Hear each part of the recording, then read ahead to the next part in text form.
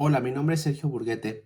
Hoy me veo en la necesidad de compartirles una videocolumna más extensa para ahondar en un tema que por décadas ha sido una especie de tabú en la vida pública de México, el poder judicial, el cual ha permanecido en el oscurantismo, alejado de la ciudadanía, con un mecanismo de control de papel en donde la misma presidenta de la Suprema Corte de Justicia es quien encabeza el órgano de control, el Consejo de la Judicatura Federal.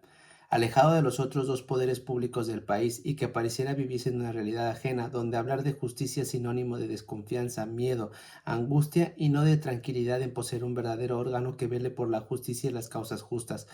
Poco se hablaba de este poder en los medios, en las mesas de opinión. Las críticas que existían eran muy laxas y muy superficiales. ¿Y qué decir del conocimiento de sus integrantes por parte de la ciudadanía, pese a ser un poder público y la importancia que ejerce en un Estado para establecer un orden jurídico, social y un Estado de Derecho que permita el sano desarrollo del país? Por décadas el Poder Judicial fue acumulando tanto poder a tal grado que se volvió prácticamente intocable, arrogante y extralimitándose en repetidas ocasiones en sus atribuciones, siendo que sus puestos son cargos que les han sido conferidos, es decir, son titulares más no propietarios como algunos lo creen. En México el papel del Poder Judicial siempre ha dejado mucho que desear. Sus actuaciones siempre han estado más cercanas del poder económico, de las empresas transnacionales, del crimen organizado y lejos de la ciudadanía que ven la justicia como algo efímero. Las encuestas nos dan una idea de lo que piensa el mexicano de a pie. 7 de cada 10 piensan que el Poder Judicial es corrupto, no confían en este y avalan la elección de jueces, magistrados y ministros. El hablar de justicia en un país donde existe 90% de impunidad, miles de presos sin sentencia, abusos y corrupción desde el puesto más bajo a la punta de la pirámide resulta irrisorio. La creciente impunidad, el sentido de las resoluciones, el nepotismo en donde estados, por ejemplo, Guanajuato, el 82% de los servidores públicos están emparentados, casos parecidos suceden en Jalisco 79% y Aguascalientes 81%. Las injusticias a lo largo de las décadas tensó tanto la cuerda que ésta reventó y la ciudadanía a la fecha sigue aclamando por una justicia verdadera. En el 2018, al ser electo López Obrador y a través del éxito del diálogo circular con periodistas y medios de comunicación conocido como La Mañanera, se comenzó a hablar constantemente del papel del Poder Judicial y en especial de los ministros de la Suprema Corte de Justicia de la Nación, desde el sentido de sus resoluciones, su papel en la construcción de la República y el contubernio con grupos de poder. Algunos piensan que la relación entre el Ejecutivo y el Poder Judicial se rompió del todo cuando la Suprema Corte rechazó que la Guardia Nacional pasara a mando de la Sedena. Otros pensamos que esta se volvió más ríspida cuando los ministros rechazaron tajantemente a bajarse sus salarios pese a estar en la Constitución a la que juraron defender, y se comenzaron a exponer sus lujos, privilegios que tienen y que son un insulto para millones de mexicanos que viven con muchas limitaciones y en la pobreza.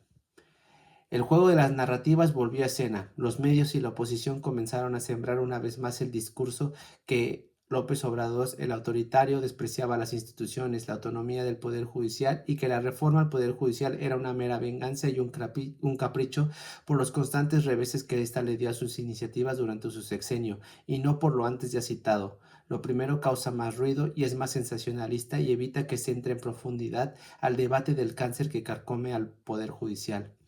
A nivel mundial, el papel del Poder Judicial en su mayoría siempre ha estado ligado a los grupos de derecha. Hemos visto que cuando gobiernos progresistas llegan al poder, la maquinaria judicial se echa a andar para llevar a cabo un golpe de Estado técnico judicial, conocido como lawfare. Se ha visto en Ecuador, Bolivia, Perú, Chile, entre otros, con la finalidad de derrocar gobiernos electos democráticamente por la vía judicial y lograr lo que no pudieron ganar en las urnas. Por estas razones y otras que ya desarrollaré en la campaña electoral del 2024, la actual presidenta Claudia Sheinbaum pidió en todas las plazas de la República el apoyo al Plan C. Contrario a lo que opinan personajes como Carmen Aristegui y otros opinadores, en donde repetidamente afirman que la gente votó por Claudia Sheinbaum por presidenta y no por la reforma al Poder Judicial.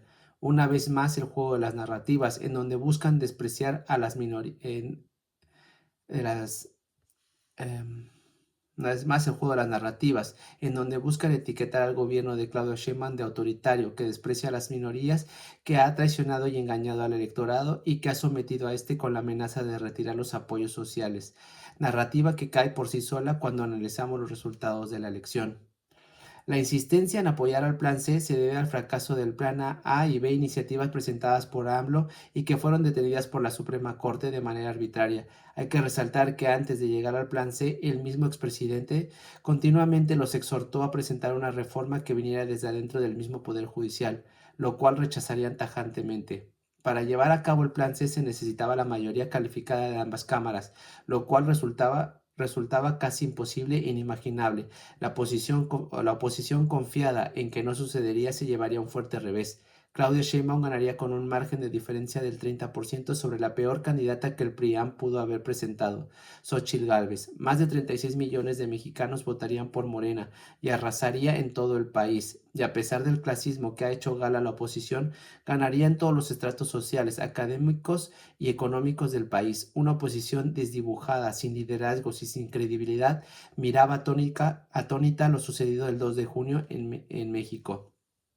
No servirían de nada las reuniones. Y no servirían de nada las reuniones secretas de la presidenta de la Suprema Corte, Norma Piña, en casa del ministro González Alcántara Carrancá con el dirigente del PRI, Alito Moreno, quien por cierto se ha vuelto a reelegir cambiando los estatutos de su partido. Esto para él es democracia. ¿Por qué se reunían en secreto? Eso no lo van a escuchar en los medios. Claudia Sheinbaum tomaría posesión el 1 de octubre del 2024, en un hecho inédito, la primer mujer presidenta de la República y con el mayor número de votos, lo cual le da una legitimidad a su gobierno que ni AMLO pudo haber soñado. 90% de los mexicanos piensan que tendrá un buen desempeño, pero como bien sabemos, los poderes fácticos, la oposición, no se quedaría con los brazos cruzados. Desde el día 1 de su gobierno y previo a que tomara posesión, las campañas mediáticas de desprestigio, de manipulación, de mentiras, de misoginia no han cesado. No han aprendido en 6 años que la gente ya se cansó, que ya no les cree y que si quieren volver a la escena pública y nacional necesitan hacer una reflexión y presentar un proyecto alternativo, lo cual se ve lejano al mirar con las fichitas que están en sus filas y el cerrazón que tienen con la ciudadanía para promover un cambio generacional dentro de sus filas. En un día histórico y fiel al estilo de López Obrador, un presidente que cree mucho en los simbolismos y en el poder de la historia, escribió una página más en la historia política y pública del país. El 15 de septiembre, día de la independencia, el presidente AMLO, en compañía de la actual presidenta Claudia Sheinbaum, firmaría el decreto de reforma al Poder Judicial y su publicación al Diario Oficial de la Federación, destacando de la presente la elección de 1.600 cargos judiciales, la elección de jueces de distrito, magistrados de circuito, magistrados del Tribunal Electoral Federal, consejeros del Consejo de la Judicatura Federal y ministros, así como la reducción de 11 a 9 ministros que integran la Suprema Corte de Justicia de la Nación y el apego a la autoridad republicana. Los trabajadores del Poder Judicial convocarían un paro nacional y redujeron las funciones de los juzgados a casos de emergencia. Aquí hay que destacar que en la extraña dictadura de la que alegan estuvieron más de 2 meses en paro con goce de su salario y manifestándose en plazas públicas a lo largo y ancho del país, sin ser reprimidos y con todos los medios corporativos a su servicio. La crisis en el Poder Judicial fue escalando hasta el punto que se emitieron suspensiones en contra de la reforma al Poder Judicial, que al día de hoy es ya derecho positivo al estar vigente y en la Constitución, por lo que las suspensiones carecían de materia y por ende no procedían. El artículo 61, fracción 1 de la Ley de Amparo es muy claro al respecto. Prohíbe en contra de las reformas constitucionales. Aquí hay que recordar que esta adición a la Ley de Amparo la aprobó el PRIAN, precisamente para que el amparo no procediera cuando se aprobaron las reformas estructurales de Peña Nieto, como la energética. En ese entonces la misma ministra Margarita Ríos Farjat argumentaba que era totalmente improcedente un amparo contra una reforma constitucional.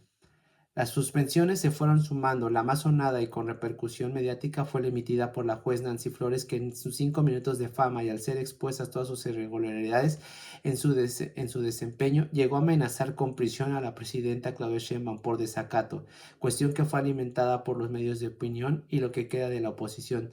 Todo esto encaminado para crear una crisis constitucional, mermar la legitimidad de la presidenta e instaurar una narrativa de autoritarismo y de desprecio al Estado de Derecho. Firme en sus convicciones y en lo demandado por el pueblo de México en las urnas, la presidenta Claudia Sheinbaum se mostró serena y contemple, pese a los continuos embates y la presión mediática. En la mañanera del pueblo expuso constantemente que la reforma se mantiene y el 1 de junio de 2025 se llevará a cabo la elección. Afortunadamente no cayó en el juego de la oposición y de la Suprema Corte, que buscaban que esta reaccionara de forma adversa para así alimentar su narrativa la, de autoritarismo.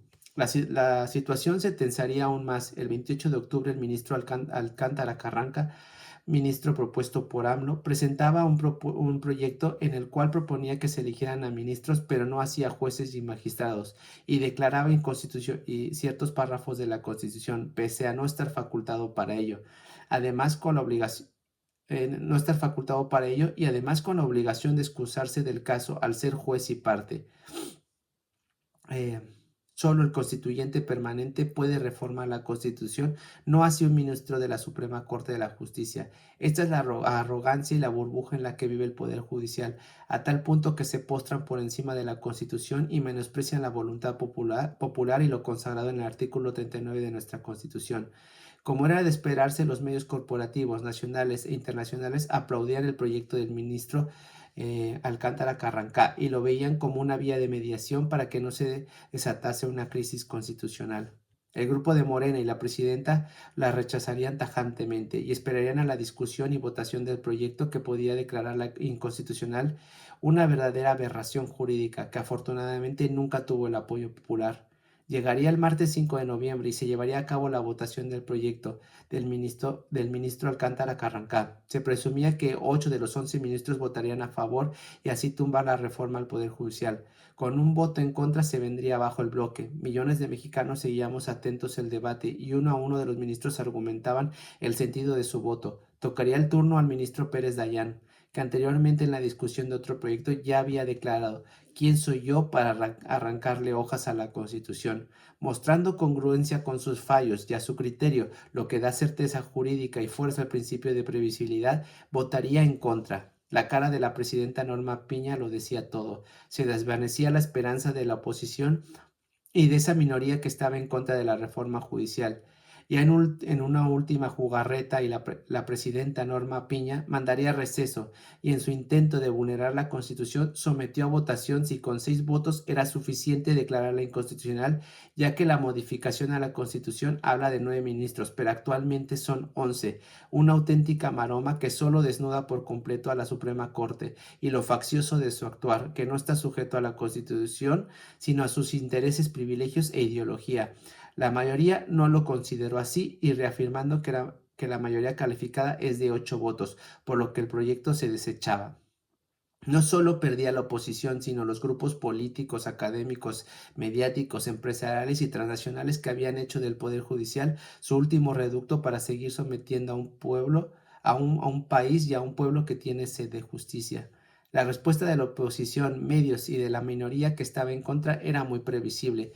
Tachaban de traidor al ministro Pérez Dayán y argumentaban que éste había cedido a las presiones de Morena por una supuesta acusación de acoso sexual.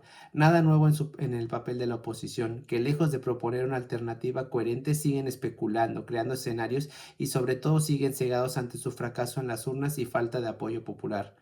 La elección a jueces, magistrados y ministros es ya un hecho, y lejos del fracaso que vaticina la oposición, en lo personal considero que esta es una oportunidad única de demostrar que la elección del Poder Judicial es viable y de politizar todos los espacios públicos y que estén sujetos a la vigilancia ciudadana. El camino aún es largo, y más aún que esta minoría se va a radicalizar y no se tentarán en incendiar la pradera antes de su despedida. Los ojos están puestos en México y tenemos una gran oportunidad de demostrar que se pueden hacer las cosas bien. Eh, Agradezco sus comentarios y el tiempo por haber escuchado. Hasta la próxima.